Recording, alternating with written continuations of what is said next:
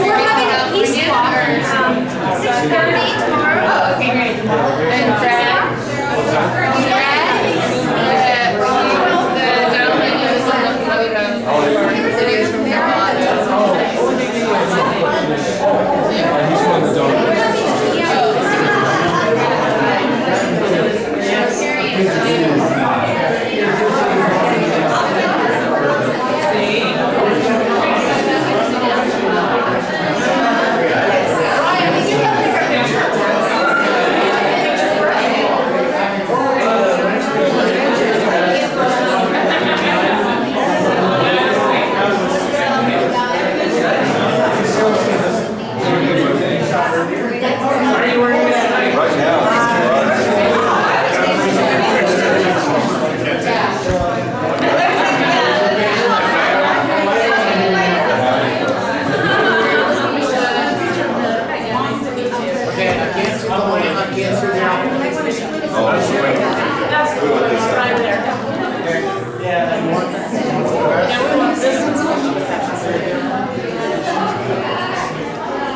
Yeah, it's been really like it.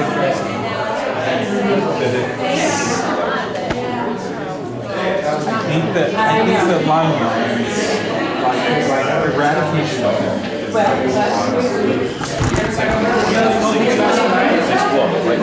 Doesn't understand. Like, you don't want to understand.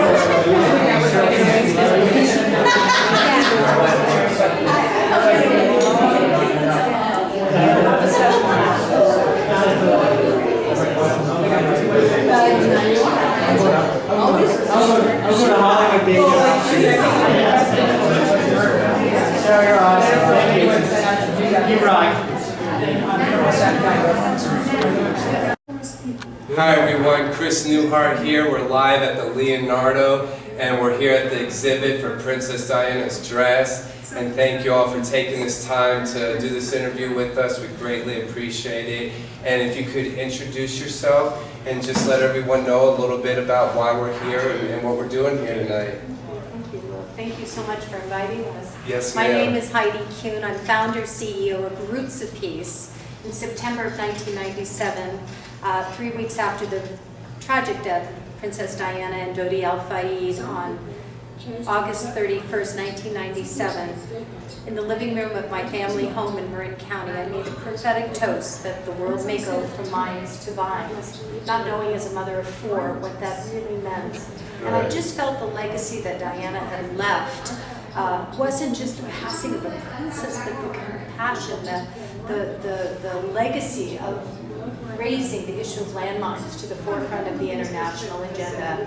And as a mother of four children, I know that it takes 8 pounds to detonate a landmine, and it takes 8 pounds to give birth to a newborn child. So I set out on a mission from my heart, with not a penny to my name, to the basement of our family home, on a quest to turn mines to vines, to turn blood into wine, to turn killing fields into vineyards. And you know, I've always said to my children and my community, as a proud member of the Rotary Club of San Rafael and San Francisco #2, if I've seen victory in others, it's only because I've stood on the shoulders of giants.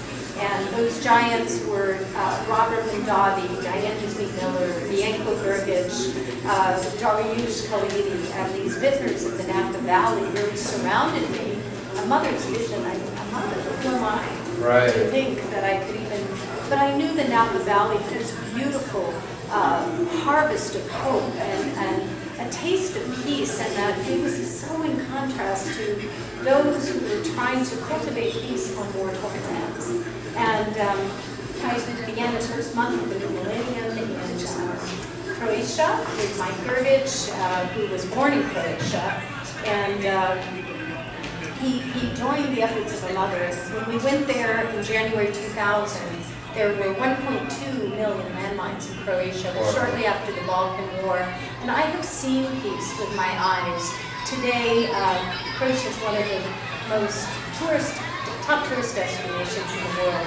And landmines are a thing of the past. So let's hold up Croatia and let's take this opportunity with the United Nations 68th Civil Society Conference has chosen the heartland of America. It has chosen and selected Salt Lake City. So again, one of the angels who have come, and so many have been part of Roots of Peace, Holly Sweeten and Suzette Rasmussen. But these angels have just come together to support this. So again, January, the first year, I was here honoring my family. I come from 5th generation pioneer California family, Captain John A. McNear, who helped the Chinese at a time when they were suffering. 1882 Chinese Exclusion Act, kicking the Chinese out after the gold rush and the building of the Transcontinental Railroad.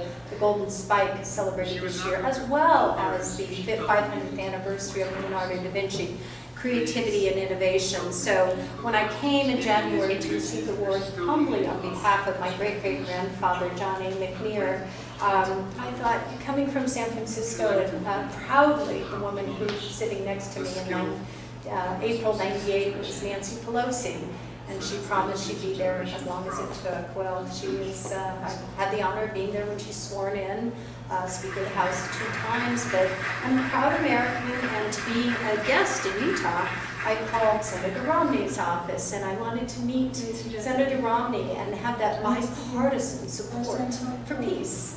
And he happened to be in Washington, and a lovely woman, Holly Sweeten, picked up the phone and said, "How can I help?" And it was a Friday afternoon at 11, and she didn't have to take my call. And I had my youngest son with me, Christian, and Holly was very gracious. And as we were en route from 11:30 till 1 o'clock in the afternoon, the U.S. government opened up. You could imagine, because we were closed, of course, for such a long period of time, several weeks. And her phones were ringing off the hook, and this gracious woman took time out of the most busiest Friday to receive my call.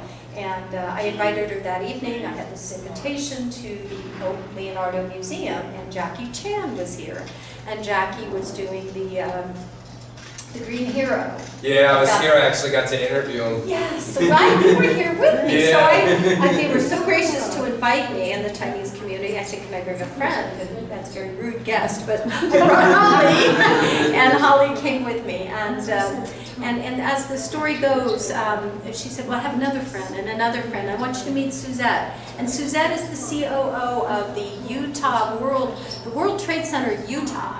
And a busy woman, and she brought her friend Kathy Free in, and they all sat around the table at the Grand America. I said, "How can we help?" And these beautiful Mormon women, I said, "Well, I'm Catholic. I mean, let's start there." And they're beautiful angels who were all daughters and sons of Abraham, and we're here to help you as mothers. And what can we do? And I said, "Well, I'm going back because I received the Skoll Award for social entrepreneurship, and I'm going to London. And every year I go to Oxford, so this is thank you to the UK." And Jeff Skoll in 2006, he picks 4 people from around the world to present the Skoll Award for social entrepreneurship. And I was very humbled that he selected Roots of Peace. He gave me $1 million. Wow. And the gentleman, who's another Utah, Robert Redford, in my locker in 7th grade. So he's presenting me $1 million. I'm like, what kind of dream is this? and what can I do with $1 million? He said, "I challenge you to grow it." So the Skoll Award for social entrepreneurship, since then I've grown it to $100 million under contract in Afghanistan. And again, I've just been so blessed by angels when I was honored to be presented at the United Nations on September 21st this past year. The Nobel Peace Prize family presented me in the first ever new category of the Earth Ethics Award. And it was for the eradication of landmines and the environmental impact that landmines have on the Earth. And, people don't think of it in terms of an environmental situation. They think it's military affairs, we think in silos, but it affects global warming and climate change. When you have those tsunamis coming into Sri Lanka, where you knew those landmines were by that palm tree is suddenly washed away, and it becomes virtual landmines. So what was a nightmare becomes even a further nightmare. Right. So when I was honored to receive that award at that hour, was my mentor, Kofi Annan's mom. So that day was just so meaningful to me, and September 21st also marks the day, the anniversary that I made that prophetic Minds to Minds post. So September 21st, so much was coming together that day. So after I gave this passionate speech, this incredible woman, Ann Betting, who's the CEO of Healing Hotels of the World, is having a healing summit. And this passionate German woman who flew out here today said, "You must come speak at my conference." And I'm like, "It's in Portugal." I have to pay for myself to go to Portugal, but I thought, oh, bucket list, I always wanted to go to Our Lady of Fatima, so I brought my daughter. And on the southern shores of Portugal, after I gave my speech at the inspiration of Diana, this beautiful woman, this graceful woman came up to me and said, "I'd like to know more about your inspiration." And as my daughter and I told her that we had the privilege and honor of being invited by Prince Harry through the Halo Trust and the MAG to UN Landmine Awareness Day, of course, April 4th, 2017, he made a passionate speech on behalf of his mother, calling forth a mine-free world by 2025. Wow. And you could hear a pin drop. But it's 2 years later. What are we doing to help that young man, right? I mean, there's 60 million landmines estimated in 60 countries according to UNMAS, our wonderful partners, and we've got to dig deeper for peace. So this lovely woman teared up when I told her, and she said, "I don't know how to tell you this, but my brother also died in that tragic car accident in Diana." And it just hit me. I thought, and my daughter was sitting next to me under a lemon tree, and the wind blew, and we hugged each other and just cried. We wept. And her name is Jasmine El-Fayed. And she told me the beautiful story of when she was a young 16-year-old girl. And her older brother, who she loved and adored, Jody, said, "I want to take you out for a little summer vacation. I'm going with my girlfriend, and she's bringing her 2 boys." And she was 16. How old are they? Well, they're younger. Well, I'll go anyway. So they were 13 and 15. So Prince Harry, Prince William, and Jasmine El-Fayed were on this beautiful yacht, and having a great time. And of course, the paparazzi, we all know that story, came circling, and they had to go hide under cover and avoid the paparazzi who were interrupting their vacation. And they had quality time to speak. So as the boys were there, Jody was talking to the boys. Diana talked to Jasmine and said, "Jasmine, what do you want to be when you grow up?" And she said, "I want to get into fashion." And she said, "Oh, well then, what was your favorite dress that I ever wore?" She was told of she off her shoulders. And the paparazzi went away, they went up, vacation went on, and then finally the vacation came to an end. And they went to shores, Jasmine told me, and there was Paul, her butler, with a beautiful package, with a big bow, and as she came off the ship, Paul presented it, and Diana looked at her and winked. Wow. And the gift was her Versace dress that was worn in Australia. Wow. The next week, her Versace was killed. And the next month, her brother and Diana were dead. And she kept that as a folded flag she told me under her bed, and a metaphorical landmine went off in her life to lose her brother. And when I met her beneath the lemon tree, she said, "I want to know. It's about forgiveness. And it's forgiving for the laying of landmines for other people. And how can I know?" And with her heart, she said, I told her I was having this exhibit that these people from Utah said, "You can tell your story about landmines, and anyone who will listen to me, so I can tell." And I say, "Thank you, of course. Let's have a museum," not knowing what this would be about. And I had no money to do it, so you came to San Francisco. I called one of my dear friends from high school. I said, "Oh, come meet some friends." His name was Brian McLaren, and he had given me generously. He's a proud Rotarian, as am I. The reason I do this, I went to as privileged board women wherever allowed in Rotary in 2 months after the Vietnam War ended on April 30th, 1975. the summer of '75, I was sent with my family to Japan. We think back on that because the World War II really was only 30 years ago. My father had fought in, as many of his friends had died in World War II. So to send me to Japanese families when Rotary didn't allow women to strange families, it wasn't that exchange students didn't happen then. And so the Rotary Club of San Rafael and the Rotary Club of Utsunomiya, Japan, entrusted their 17-year-old girls, Shonda DeMaestri and myself, and it opened my eyes to the world because late at night, when I was on a time change, I opened their family album and I posted a picture of the Japanese flag, and he was there with a gun with hate in his eyes, and I thought, that hate's towards Americans. I'm sleeping in his house. And in the morning, we had this robust conversation about the importance of peace and forgiveness. And that summer, I went home in my senior year in high school, and I told my parents, I'm going to Berkeley. And it was a scary thing to say in the 70s because those were considered the hippies in the protest movement. They're like, you're a smart girl, don't go there. Yeah. And I said, no, I really will study, and I'm going to study about peace. And I talked them into it, and I moved home and graduated in 3 years in political economics and industrial societies. So go Bears. Heck yeah. Go Bears. They're kind of bear blue color. But anyway, so many angels would come in, and Brian McLaren, recognizing my passion for Vietnam, and he'd been there many, many times. Vietnam today, there's millions of landmines, UXOs, and cluster munitions in the ground. Over 40 years after the war ended, in Quang Tri Province, Khe Sanh, Dong Ha, Cam Lo, Hamburger Hill, I've been there many, many times. We're calling tonight a capital campaign, one spot of land. We're going to raise $20 million by birthday 2020 to eradicate all landmines from the former DMZ. And since the war ended, 100,000 women and children have lost their life, been maimed or killed by landmines, and I just don't want one child to get hurt. Right. You know, so Holly, I will take it from there. Brian gave $100,000 through the Rotary Club of San Francisco, number 2 in District 5150, and we created a matching grant with Rotary International Global Grant for $197,000.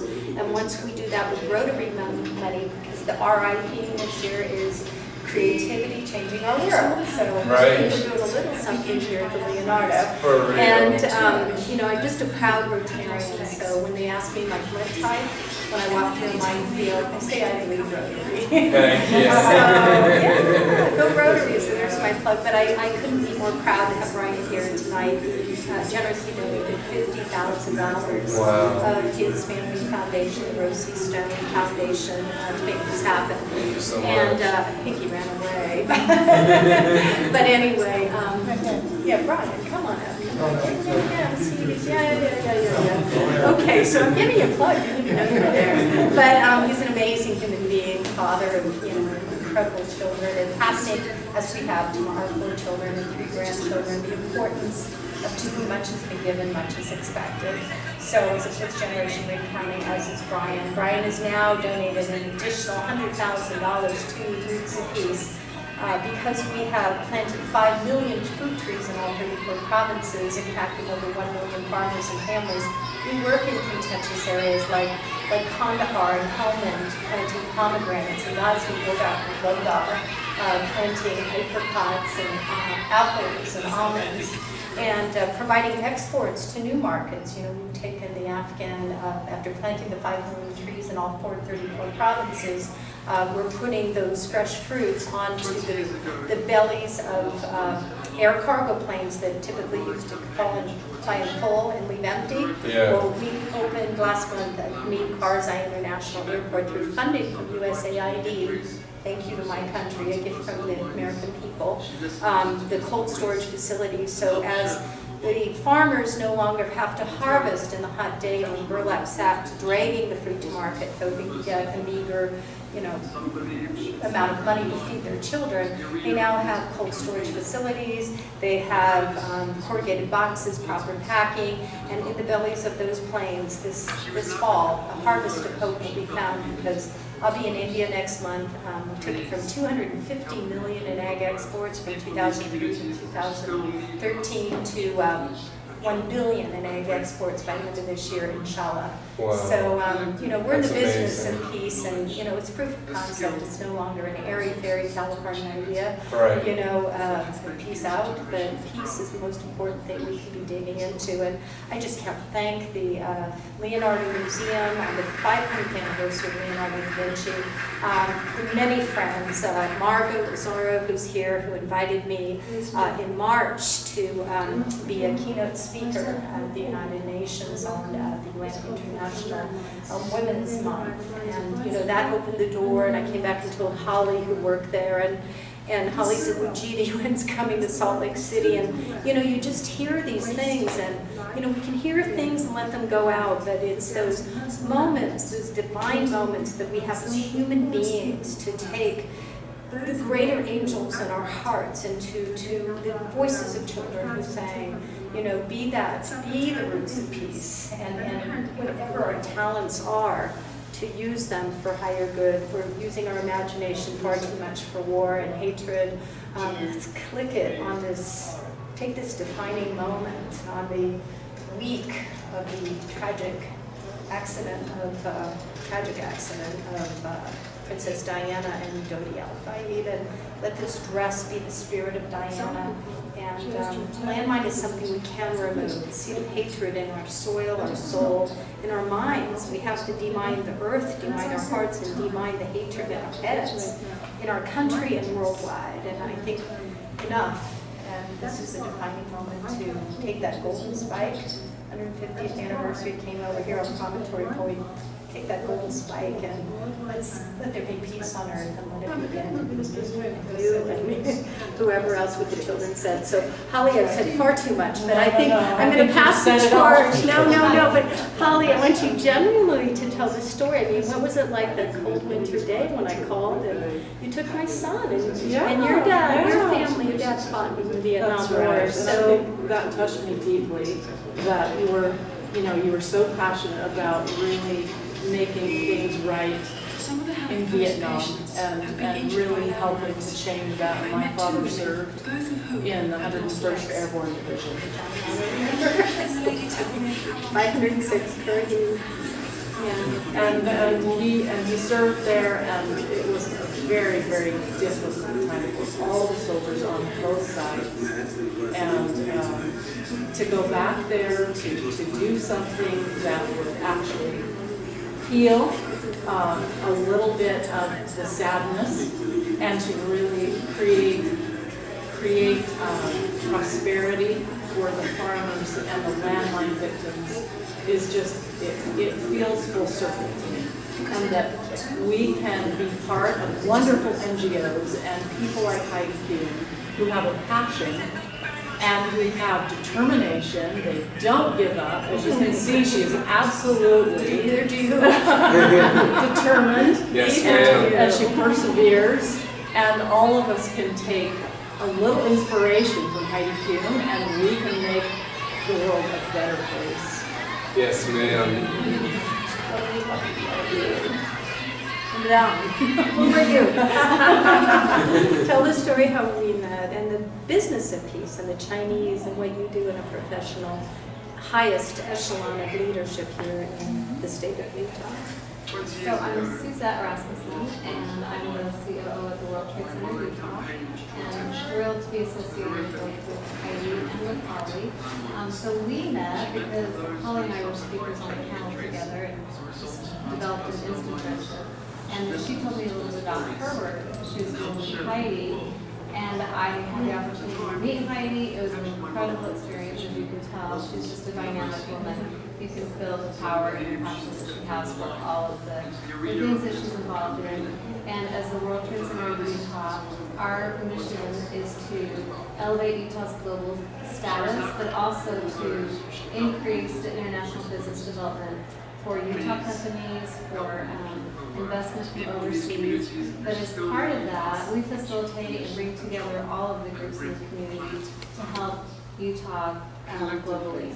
And so this is an excellent example of how working together, we can bring their organization here, give it a home base where they're welcome, where we can all work together to find creative ways to do good in the world. And that's the business of peace. That's business together. You know, the interview would not be complete if I didn't call out my friend from San Rafael, Brian McLaren, because our families go way back. You know, to be a fifth generation Californian is it's a source of great pride. You know, as we say, Brian, we're all not fruits, nuts, and flakes in California. There's a few of us out there, let it be known. But it's such a time in the United States, in the world, where it's not us and them. I'm this, I'm that. You're this, you're that, and it can't be going that way. You know, let Utah be that symbol of the 150th anniversary this year of that golden spike, golden opportunity for the UN. I mean, let's tell a story of good. Tragic sadness happened on August 31st, 1997, but the death inspired the life and the passion, and you know, we've helped a few farmers around the world, but we're just getting started. Right. You know, we got a lot of work to do. We're going to demine the world by 2025, and in this museum we'll show a landmine, and we'll talk about a time in human history where people were so cruel to put and hide in the skin of Mother Earth, landmines, and let little kids go back to play and all pretend we're just, you know, our stock market's going up, but we need to take stock in the earth right now. And it's going to cost a lot of money to do this. So, you know, dreams aren't made on butterflies, but, you know, this wouldn't be here without you, sir.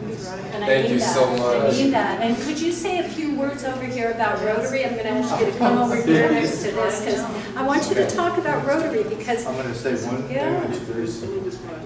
Okay, Rotary gives ordinary people an opportunity to do extraordinary things. And by partnering them together, we can really change the world. That's really what it comes down to. Thank you so much. Yes, sir. Yep. Thank you so much. This Greatly is what the real appreciate Rotary everything. does. Yes, My pleasure. Thank you. Yes, thank you.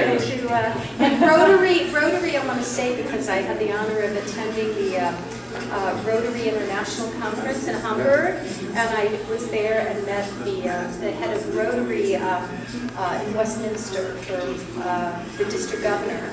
And I had a dream. I was going to Afghanistan, and cricket was pretty big this summer there, but as part of the Commonwealth Club, they also had the Afghans for the first time. And you know, I just didn't want to let those young boys go back as a winner or loser. The real winner is those kids who can grow up and have fair play on former minefields. So I partnered with the Rotary Club of London and Westminster, to align them, and we're going to raise the money through Rotary and put cricket pitches in all 34 provinces of Afghanistan. So we're going to take out the mines and give those children's dreams for fair play and mutual goals. And I don't know where the money's going to come from, but we're going to work on it. From our lips to God's ears. You ask and you shall receive. Yeah, well, you know, in all faiths, and that's super important, you know.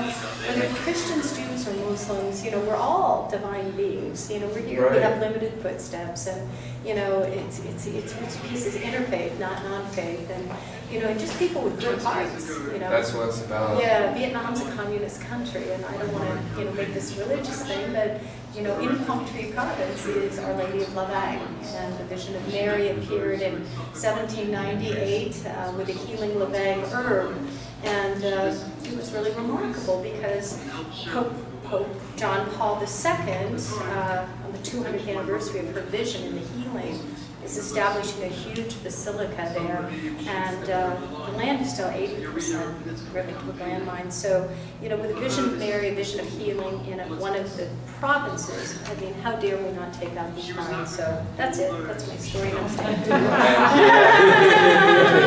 Well, thank you so much, everyone, for your time and information. Thanks so much. That was beautiful. Thank you, everyone, for tuning in. Much love and respect. Oh, love and respect.